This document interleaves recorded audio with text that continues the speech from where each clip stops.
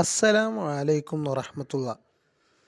പ്രിയപ്പെട്ട കുട്ടികളെ, ഇന്ന് നാം എടുക്കാൻ പോകുന്നത് 3-ാം ക്ലാസ്സിലെ ദുറൂസുൽ ഇസ്ലാമിലെ ഖലീലുള്ള എന്ന പാഠമാണ്. ഖലീലുള്ള എന്ന പാഠം 4-ാമത്തെ ചാപ്റ്ററായ ഖലീലുള്ള എന്ന പാഠമാണ്. നമുക്ക് പാഠഭാഗത്തിലേക്ക് നോക്കാം.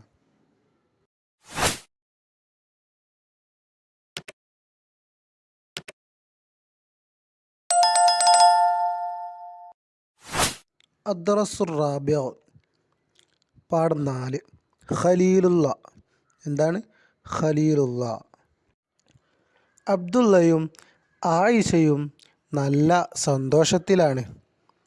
എല്ലാവരും വീട്ടിലുണ്ട്. നാളെ വലിയ പെരുന്നാളാണ്. ഉപ്പയും ഇക്കാക്കമാരുമെല്ലാം പെരുന്നാളിന് വന്നതാണ്. ഉമ്മയും ഇത്താത്തയും മൈലാഞ്ചി ഇട്ടു. ഇത്താത്തയാണ് മൈലാഞ്ചിയുടെ ഇല പറിച്ച് അരച്ചെടുത്തത്. ഉമ്മയുടെ നിർബന്ധത്തിനു വഴങ്ങി ആയിഷയും അബ്ദുള്ളയും നേരത്തെ ഉറങ്ങി.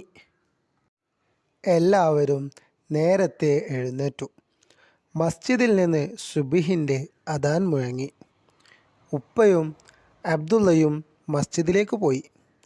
കുറച്ചു കഴിഞ്ഞപ്പോൾ പെരുന്നാളിൻ്റെ തക്ബീർ മുഴങ്ങി. എന്താണ് രണ്ടാമതും അദാൻ കേൾക്കുന്നത്? ആയിഷ വലിയുമ്മയോട് ചോദിച്ചു. അത് ബലിപെരുന്നാളിൻ്റെ തക്ബീറാണ്. ഇബ്രാഹിം നബി അലൈഹിസ്സലാമിൻ്റെ സ്മരണയാണ് ബലിപെരുന്നാൾ. ഇബ്രാഹിം നബി അലൈഹിസ്സലാമിന് വയസ്സായി. കുട്ടികളുണ്ടായില്ല. കുഞ്ഞിനു വേണ്ടി അല്ലാഹു തആലയോട് ദുആ ഇരുന്നു. അല്ലാഹു തആല ദുആ സ്വീകരിച്ചു. ഹാജറ ബീവി റളിയല്ലാഹു അൻഹ ഇസ്മായിൽ എന്ന കുഞ്ഞിനെ പ്രസവിച്ചു. അല്ലാഹു തആലയുടെ കൽപ്പന പ്രകാരം അവർ ഇറാഖിൽ നിന്നും മക്കയിലേക്ക് പോയി. അവിടെ അന്ന് വെള്ളവും മറ്റു സൗകര്യങ്ങളുമൊന്നുമില്ലായിരുന്നു. പുഴയും തോടും കിണറും കുളമൊന്നുമില്ലായിരുന്നു. ഹജറ ബീവി റളിയല്ലാഹു അൻഹയെയും മകനെയും കഅബയുടെ അടുത്താക്കി ഇബ്രാഹിം നബി അലൈഹിസ്സലാം പ്രബോധനത്തിനു വേണ്ടി ഷാമിലേക്ക് പോയി. കയ്യിലുള്ള വെള്ളമെല്ലാം തീർന്നു. ഇസ്മായിൽ നബി അലൈഹിസ്സലാം ദാഹിച്ചു കരഞ്ഞു. ഹാജറ ബീവി റളിയല്ലാഹു അൻഹ വെള്ളം അന്വേഷിച്ചു. സഫ മർവ മലകൾക്കിടയിലൂടെ ഓടി ചുറ്റും നോക്കി. ആരെയും കാണാനില്ല. എവിടെയും വെള്ളമില്ല. അതിനിടയിലാണ് ഇസ്മായിൽ നബി അലൈഹിസ്സലാം കാലിട്ടടിച്ച സ്ഥലത്ത് നിന്ന് സംസം ഉറവ പൊട്ടിയത്. അവർ വെള്ളം കുടിച്ചു. ദാഹം തീർത്തു. വെള്ളം ധാരാളമായി ഒഴുകി. വെള്ളപ്പാച്ചിലുണ്ടാവുമെന്ന് ഭയന്ന് വെള്ളം കെട്ടിനിർത്തി. അതിൻ്റെ ഒഴുക്ക് നിന്നു. സംസം പുണ്യജലം ഇന്നും മനുഷ്യർക്ക് ശമനം നൽകി നിലനിൽക്കുന്നു. ഞാൻ ഹജ്ജിന് പോയപ്പോൾ കൊണ്ടുവന്ന സംസം വെള്ളം നീ കുടിച്ചിട്ടില്ലേ? ഉമ്മാമ ചോദിച്ചു. ആരോടാണ് ഉമ്മാമ ചോദിച്ചത്? ആയിഷയോട് ഉമ്മാമ ചോദിക്കുകയാണ്. എപ്പോഴാണ് ചോദിക്കുന്നത്? ഉമ്മാമ ഇപ്പോൾ ആ ഇസ്മായിൽ നബി അലൈഹിസ്സലാമിൻ്റെയും ഇബ്രാഹിം നബി അലൈഹിസ്സലാമിൻ്റെയും കഥ നിങ്ങൾക്ക് പറഞ്ഞു തരികയായിരുന്നു. അതിനുശേഷം ഇപ്പോൾ ഇതാ ഉമ്മാമ ചോദിച്ചിരിക്കുന്നു, ഞാൻ ഹജ്ജിന് പോയപ്പോൾ കൊണ്ടുവന്ന സംസം വെള്ളം നീ കുടിച്ചിട്ടില്ലേ എന്ന് ആയിഷയോട് ഉമ്മാമ ചോദിക്കുകയാണ്.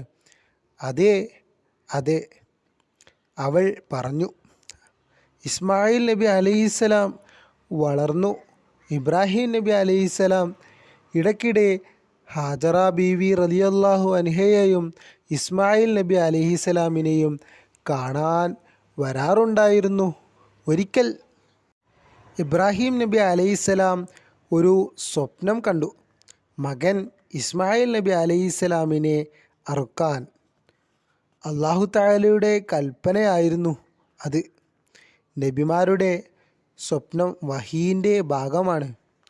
ഇബ്രാഹിം നബി അലൈഹിസ്സലാം സ്വപ്നത്തിൻ്റെ കാര്യം മകനോട് പറഞ്ഞു. അല്ലാഹു തആലയുടെ കൽപ്പനയ്ക്ക് വിധേയനാകാൻ ഇസ്മായിൽ നബി അലൈഹിസ്സലാം തയ്യാറായി.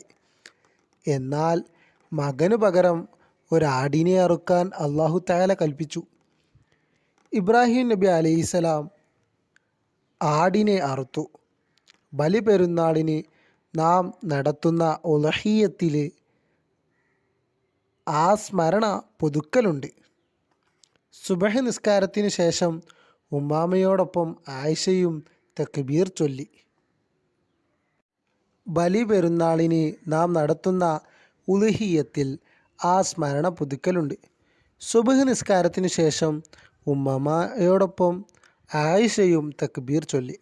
അല്ലാഹു അക്ബർ അല്ലാഹു അക്ബർ അല്ലാഹു അക്ബർ ലാ ഇലാഹ ഇല്ലല്ലാഹു അല്ലാഹു അക്ബർ അല്ലാഹു അക്ബർ വലില്ലാഹിൽ ഹംദ്.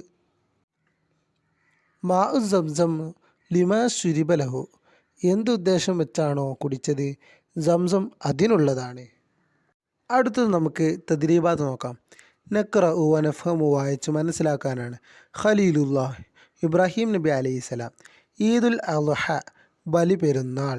ഹാജർ റളിയല്ലാഹു അൻഹ ഇബ്രാഹിം നബി അലൈഹിസ്സലാമിൻ്റെ ഭാര്യ.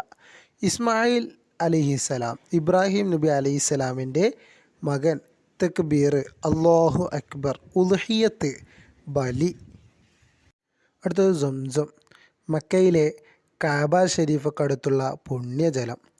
സൊഫ മർവ കഅബ ഷരീഫക്കടുത്തുള്ള 2 മലകൾ. അടുത്തത് നോക്കാം. നഖ്റഉ വനൻസഖ് എന്താണ്? ഒരു ഇതുപോലെ പകർത്തി എഴുതാനാണ്. ഈ തക്ബീർ കൊടുത്തിട്ടുണ്ട്, ഇവിടെ ഞാൻ എഴുതി കൊടുത്തിട്ടുണ്ട്. അല്ലാഹു അക്ബർ അല്ലാഹു അക്ബർ ലാ ഇലാഹ ഇല്ലല്ലാഹു അല്ലാഹു അക്ബർ അല്ലാഹു അക്ബർ വലില്ലാഹിൽ ഹംദ് എന്ന് ഇവിടെ എഴുതി കൊടുത്തിട്ടുണ്ട്. അതുപോലെ ഞാനിവിടെ എഴുതി കൊടുത്തിട്ടുണ്ട്.